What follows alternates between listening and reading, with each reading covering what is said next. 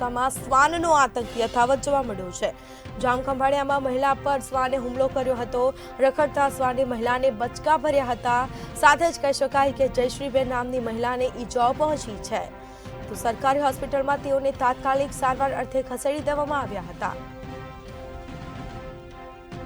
તો દ્વારકામાં શ્વાનનો આતંક યથાવત જોવા મળ્યો છે। જામખંભાળિયામાં મહિલા પર હુમલો કરવામાં આવ્યો હતો। રખડતા શ્વાને મહિલાને બચકા ભર્યા હતા।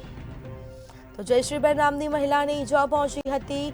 તેઓને તાત્કાલિક સારવાર અર્થે સરકારી હોસ્પિટલમાં લઈ જવામાં આવ્યા હતા।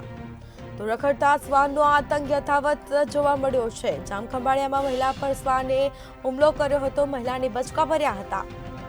જયશ્રીબેન નામની મહિલાને ઈજા પણ પહોંચી હતી। તેઓને તાત્કાલિક સારવાર અર્થે સરકારી હોસ્પિટલમાં લઈ જવામાં આવ્યા હતા।